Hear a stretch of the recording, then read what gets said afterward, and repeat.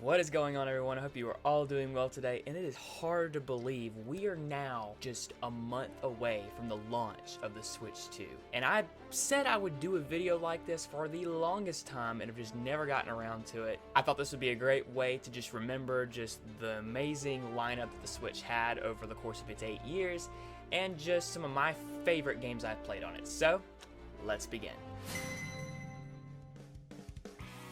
So I'm starting off this list with Splatoon 3. I have always loved the Splatoon series ever since the beginning, I'm sure just like most of you have. Splatoon 3 really feels like the definitive way to play this game. So many maps, so many modes. I really love the Splatoon 3 side order. That's the one thing that really stands out the most. I know that it took them a little while to get this mode going. Then of course you have just the regular turf wars and the ranked battles. I have to be honest, I never really fooled around with much of the clothing or anything like that in the game. I did play around a lot with the ammo and all of that, so I really enjoyed that. And then of course the story mode, just having a really big kind of open world kind of like scenario with Splatoon 3 and choosing which levels you would go to, making your way to this giant rocket ship, and then eventually taking the fight to outer space. That was really cool. So yeah, overall Splatoon 3, great game, and it is the definitive way to play in my opinion. So I really hope the Smash community does not come at me. So my number 9 choice is Super Smash Bros. Ultimate. Now look, I love Smash for what it is. All of these franchises coming into one place to battle it out. I even got really excited for all of the Kingdom Hearts fans out there when that Sora reveal happened. That was a big deal. But I'm just not a huge, intense person who just plays it day in, day out. Contrary to popular belief, I really did enjoy the World of Light mode. I know there's not a lot of cutscenes, it's just a lot of challenges, fighting different characters with different spirits, but I loved exploring these themed world maps and just taking on challenge after challenge after challenge. I spent a lot of hours in that, and I recently actually played through it again. It was that much fun. So I know, contrary to popular belief, I know a lot of people didn't really like the World of Light mode. I thought it was alright, and I love how they basically just made this the definitive way to play Super Smash Bros. All of the stages, all of the characters in one place, and that is how it should be. I don't know how they're gonna top Ultimate. I really don't. I have another hot take. I think Smash Bros. Should have a full 3D environment for its next installments, similar to games like Pokken Tournament and such. I think it would give the developers a chance to just go all out with brand new movesets, brand new final smashes, and just make it bigger and better. Speaking of bigger and better, on to number 8. So number 8, we have Super Mario Party Jamboree, and this is one of the best Mario Party games I have played in a long time. I was so disappointed with the first Super Mario Party that released back in 2018. There just wasn't a whole lot to do, the boards didn't look interesting, and the minigames just didn't look fun. I was not impressed with the first Super Mario Party. I know a lot of people didn't like 9 and 10, but the boards were just so much bigger, more epic in scale in those games, and the minigames were really fun too. I just did not find this appealing. I never played it. It just did not grab me. Super Mario Party Jamboree feels like it is back on par with games like Mario Party 8, Mario Party 9, Mario Party 10. I know people didn't like the whole car mechanic in Mario Party 9 and 10, but I'm glad that these bigger scale boards are back, and I hope that continues as more Mario Party games are released. So Nintendo, thank you for bringing Mario Party back to where it should be, and I hope you continue to just keep it in this direction, make it bigger, make it better with each installment. And I have a feeling now with Switch 2 on the horizon, I'm sure there's a Mario Party game already being developed for that, so it's gonna be amazing. The next game on this list is the game that started it all, The Legend of Zelda: Breath of the Wild. Guys, this was the very first Zelda game I remember waiting for, getting hyped for. Skyward Sword and Twilight Princess, I was around for those hype cycles. I knew that the games were coming, but I wasn't following each and every update that was coming for it. With Breath of the Wild, this was the first Zelda game I followed every update for. I watched for news, and my anticipation just grew with every update we had, from the Zelda Wii U days all the way to the E3 2016, to the Switch reveal, all the way to the game's release. This is a game I followed intensely. Zelda going full open world, going wherever you want, accomplishing whatever tasks you want, it really turned the Zelda formula on its head. Now, I know over time people were not a fan of the fact that the dungeons were basically turned into these mechanical beasts. They're fine, I think they're cool, but I do agree, I kind of wish we had normal big Zelda dungeons in this game. Other than the fact that the dungeons were kind of changed and the boss fights were kind of repetitive, I really enjoyed exploring this vast open world and this new take on the Zelda formula. It really was amazing and it did not disappoint. And I'm really glad that Eiji Aonuma has confirmed that the open world format is here to stay. It's not going anywhere. So the next big 3D Zelda game, now that we know for a fact it's gonna be on Switch 2, I can't wait to see what they do with it. Number 6, I am choosing Metroid Dread. Guys, honest truth, I had lost hope for the Metroid series after E3 2015. Metroid Prime Federation Force, I know some people think it's a great game. I just don't think it's a great Metroid game. I could have a whole video on why that game is terrible. If you want that video, comment below. But I'll just sum up my feelings by saying that Metroid Prime Federation Force destroyed my hope for this franchise. When the Switch first released, Nintendo announced that Metroid Prime 4 was in development and that while we were waiting, we would get a game called Metroid Samus Returns for the 3DS. As a Metroid fan at the time, I was very much content because this was the most Metroid that we had ever gotten. But Metroid Samus Returns was a home run. And just when we thought things couldn't get better, Nintendo was quietly at work on a game that we thought had disappeared entirely. Metroid Dread.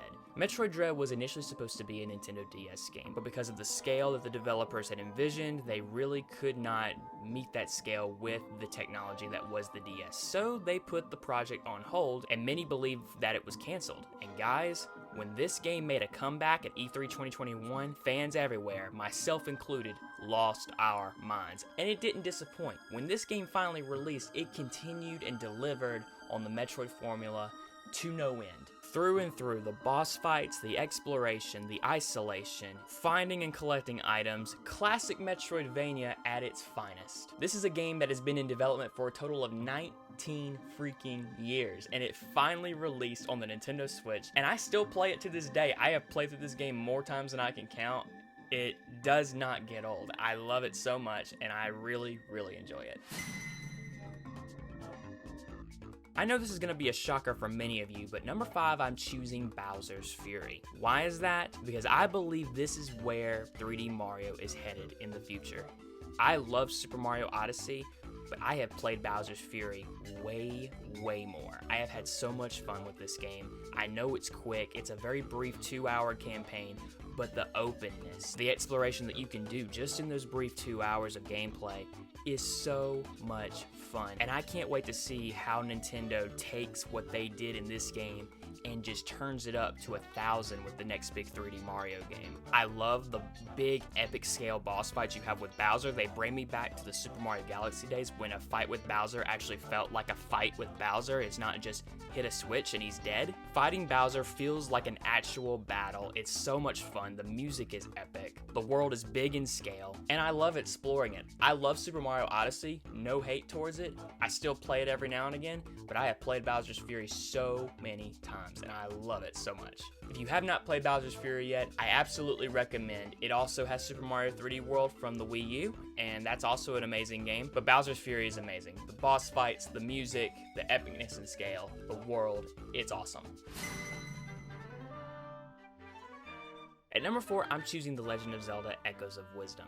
Guys, this was a game I never thought would happen. I know a lot of people were wanting playable Zelda for Zelda games in the past, and I've always wondered how Nintendo would go about doing that. And now we have our answer through The Legend of Zelda Echoes of Wisdom. I was not expecting to be blown away like I was in this game, not just by Zelda's fighting style, but by the surprisingly dark storyline that they put in what looks like a very bright and pretty Zelda game. Zelda's gameplay is amazing, getting to learn these echoes and summon them to fight in your stead, and then eventually learning Link's sword ability and getting to use some of his mechanics as well. I really enjoyed that, and some of the Easter eggs and callbacks to other Zelda games, particularly A Link to the Past, it was really awesome to see. This game really exceeded my expectations. For this to be the very first Zelda game where you are playing as Princess Zelda herself, Link is no longer the protagonist. It is such a great start for this trend, and if they want to make Zelda a playable character, in future Zelda games, they have this to look back on as their blueprint, to expand on, to make it bigger, to make it better. I'm excited to see what they do in the future. For number 3, I'm choosing Mario Rabbids Sparks of Hope. Guys, the Mario Rabbids series is something that has proven me wrong big time. When I first saw the reveal trailer for Mario Rabbids Kingdom Battle way back in 2017, I thought this was the dumbest thing ever made. And then Ubisoft had a huge big discount sale and I bought the game for like $10 and played it and really enjoyed it. I love the turn-based battle gameplay. Then when I saw they were making a sequel based off of the story with Super Mario Galaxy, and then Rosalina was gonna come back and all of these things, it was an instant sell for me. And so I really enjoyed Sparks of Hope. The fact that they made the battles bigger, the world you're exploring bigger, the fact that they brought in story elements from Super Mario Galaxy, it just made this game a home run for me. Mario Galaxy is one of my favorite Mario games of all time, and I could not stop smiling the entire time I was playing. I hope we get a third game on Switch too, but I know the main lead of this series has since stepped away from Ubisoft, so I know the chances of getting a third game may not happen, but one can hope. So I know this game is technically not a Switch game. It is a remaster of a GameCube game. But at the same time, Metroid Prime is the series that got me into Metroid at all. And so the fact that this was getting a remaster on the Switch, and not just a remaster, what feels like a completely big remake from the ground up, and the fact that we had Metroid Prime 4 on the horizon, we hadn't seen anything yet, we had this to hold us over. This was released in 2023, and it did not disappoint. It was shadow dropped after Nintendo's presentation in February of 2023, and oh my goodness, I lost my mind when this happened. I love the environmental storytelling that Metroid has, whether it be going through a rainy forest, exploring big snow caverns, dark tunnels of lava and magma, or really creepy space pirate fortresses. Metroid Prime's design and world is so amazing, and I can't wait to see what they do with this in the new game, Metroid Prime 4, when it comes out later this year. The gameplay of still looking for items and getting more powerful is all still there, similar to that of the side-scroller Metroid games. The Metroid Prime series plays in a first-person point of view, but I actually really like that. I know some people are kind of turned off by it. I really enjoy the Metroid Prime series' first-person point of view. It allows you to see things from Samus's perspective, and in some moments, even take in the environment and surroundings that you're in. Like, I remember just when I got into the snow area, Phendrana Drifts, for the first time, and just stared at the snow and just listened and took in the music. It was so amazing. And there were other moments throughout my gameplay where that happened as well. And I can't wait to see just how many more moments there will be in Metroid Prime 4 when it releases this year. If you want to get a dose of what Metroid Prime 4 is going to be, play Metroid Prime Remastered. It's on the Switch, only $40. A lot cheaper than the average Switch game, and it will give you an idea of just what you're in for when the new game launches later this year. Now for the number 1 game.